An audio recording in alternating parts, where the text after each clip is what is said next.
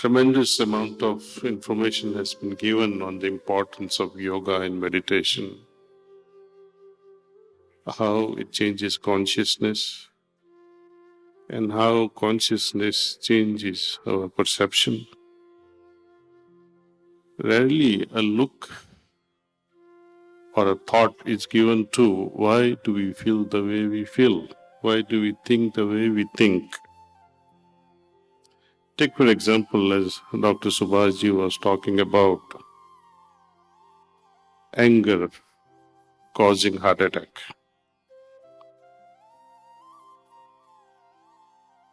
Now, certain words triggers anger in some individuals. The same words, if you tell to someone else, they will laugh it out and say, wow. So why do we react the way we react? What are the causes behind our reactions? Dr. Chopra briefly mentioned about vrittis. How vrittis make consciousness bend. More and more relationship is being established between the heart and mind combo. As our Dr. Nordhoff was talking about, tango between the heart and the mind. This is precisely the topic of yoga. Often I wonder, why do we need to do research in yoga? Just do it. It's a proven thing. It's been going on for 5,000 years, maybe even more. Why are we seeking justification? Gone are those days when Galileo was sentenced to death by Christian Pope just because he declared the truth that Earth is rotating around the sun. Science had to prove the facts to religious body. Today the whole equation is reversed. Yogic tradition, ancient tradition now says, okay, we need to show them the proof. Isn't it a laughable thing? It's a proven way of life. Nevertheless, it is stimulating to understand the scientific backing. Then you can do certain things with conviction and confidence. I humbly submit a hypothesis. It's not a theory. But I was happy listening to Dr. Subhasji on talking about anger causing heart attack. Like that, there are many emotions that can trigger that. 5 fundamental ones. And I do hypothesize that these 5 fundamental ones are related to PQRST curve. More research is needed in studying it so that these causes, these 5 fundamental emotions, how they are bending or changing the pattern PQRST. Let me explain to you first. There are yogic chakras. What are the yogic chakras? They are energy whirlpools in our body. If you, with very centered attention, you close your eyes and feel, where am I feeling when I am passionate, when I am sexually aroused, where I am sexually attracted towards someone. What happens to certain energy vortexes? Which part in the chest gets affected? And further on, you see, you zoom it and see where exactly it is happening. My master, Babuji Maharaj, he located that point. That everything, those residues, emotional residues, settle down on what he called the point B. Now, likewise, when you are worried about your day-to-day financial worries, anxieties, insufficiency. Where am I going to get next month's rent, for example? I want to start a new project. Worldly problems like that. Money related, worldly, materialistic existence. They also settle down on a certain chakra.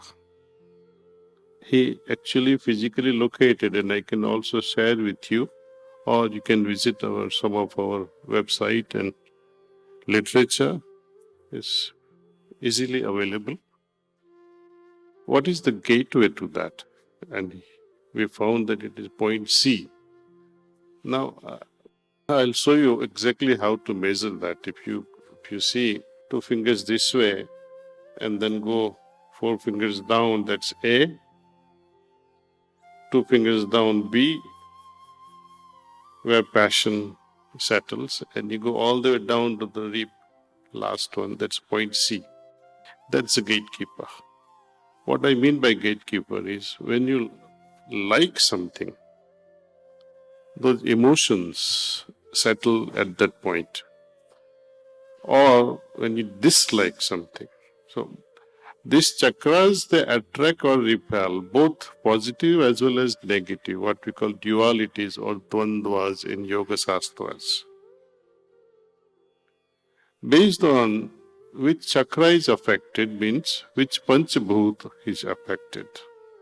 Earth element is one, there is space element, Agni, Jal, water element, and air element. Whenever we are so guilt-ridden that I should have done something and I could not do it, I did it but not in right time, those emotions also settle down, and they settle down, you go 2 fingers this way, exactly below the heart, that's point D. So the point between the D and the left nipple is the heart chakra. Its mirror image is Atma chakra. You flip it and do the vertical mirroring, Agni chakra, water chakra, and when you draw equilateral triangle here, it is Kanta chakra. And then the further chakras are there. I will explain to you briefly about the emotions at the heart. When you get something that you cherish the most, you feel peaceful, you feel satisfied. If you didn't get it, you become restless. That affects the next chakra, Atma chakra. If you're fully satisfied, you get Atma Santi. If you are on the right track, it is the soul on the right side that gives the signal of peace. And when you become too restless because something was not satisfied, it affects the next chakra, which is all about Agni chakra, fire element. When you are over-satisfied and that peace somehow overwhelming, you fall in love. You are captivated by love. Opposite is, you already feel that, see. When that anger persists or that irritability persists for a longer time, it affects the next chakra, the water element, where you lose courage, you become fearful. And when this fear remains for longer duration,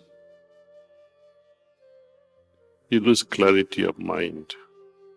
You remain confused. That's because of this. Kanta chakra is affected. Now, study can be done. What happened at the moment when this person had the heart attack? Which chakra was in action? Was he afraid of something? Was fear engulfed this person that triggered the heart attack? Or was it anger? Or was it restlessness or passionately overwhelmed because of non-fulfillment of sexual desire? They all can be mapped.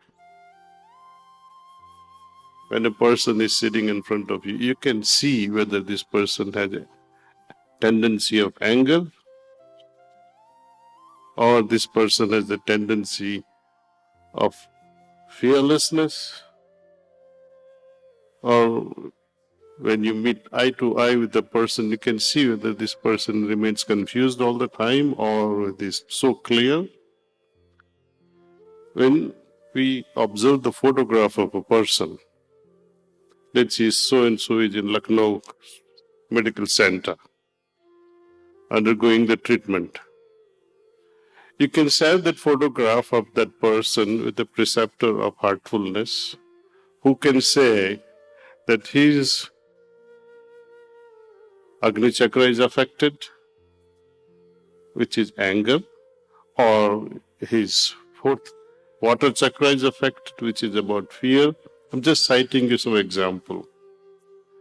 Now, if you measure that with the PQRS responses, and constantly when a person who says that I had this when I was afraid, when I had fear, see what sort of curve it represents.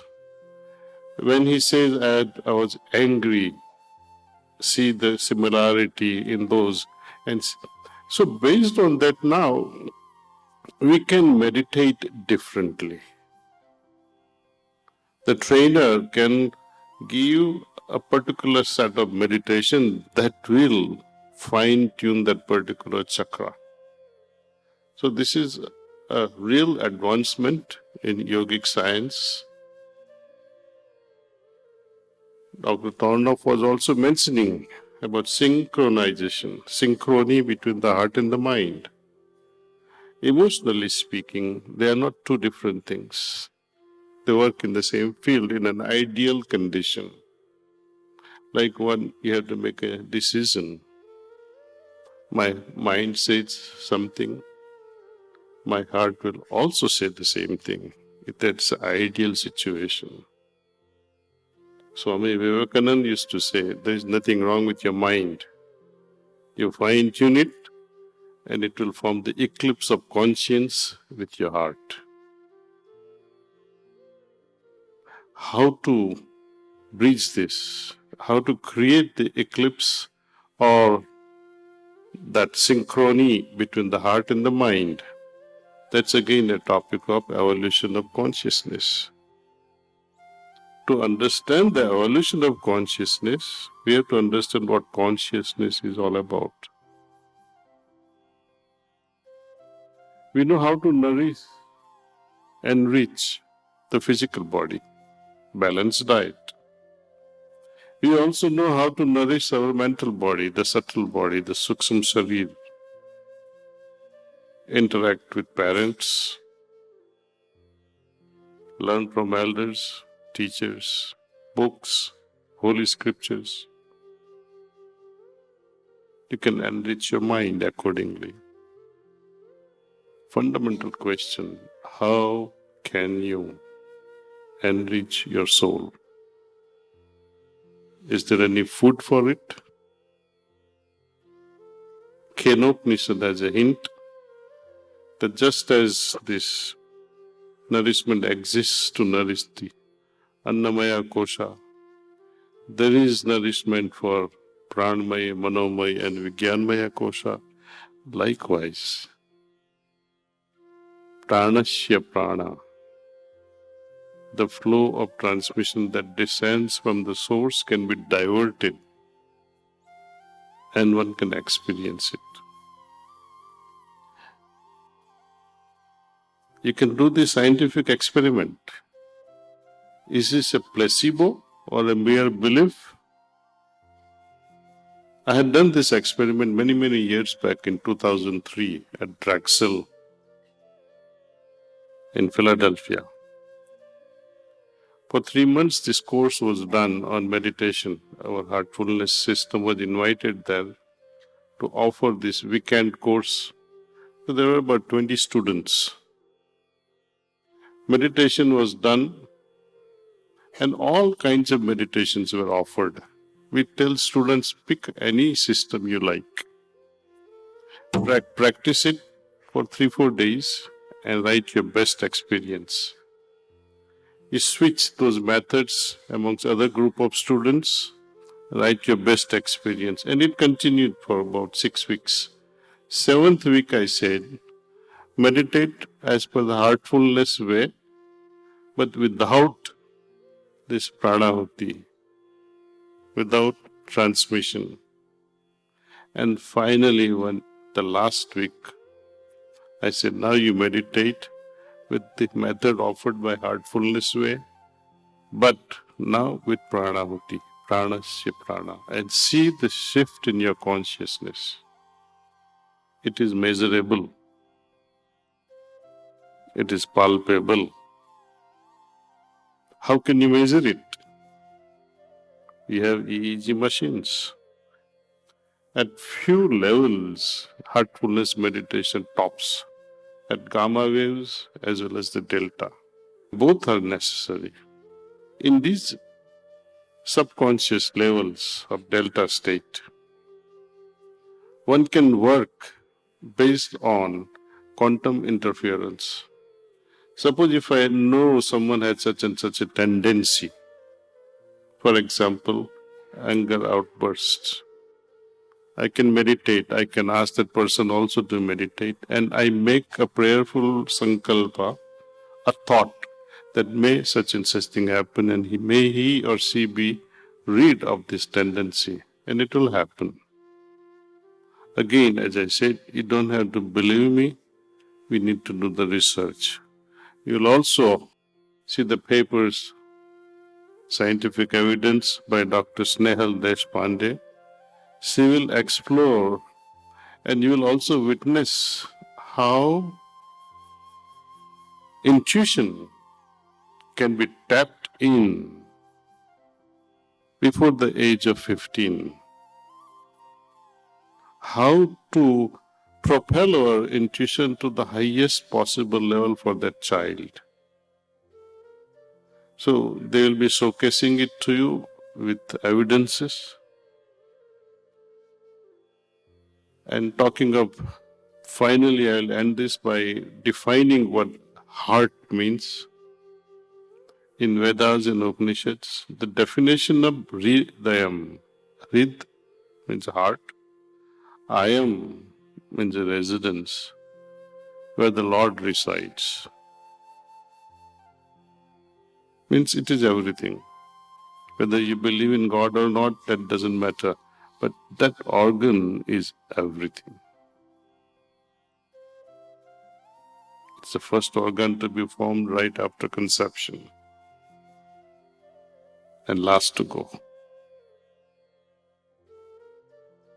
No wonder Lord Krishna says, I dwell in every heart. And to make my point and make religious a laughable stock, I like to say, where are we searching? The boss himself says, I dwell in every heart. Thank you.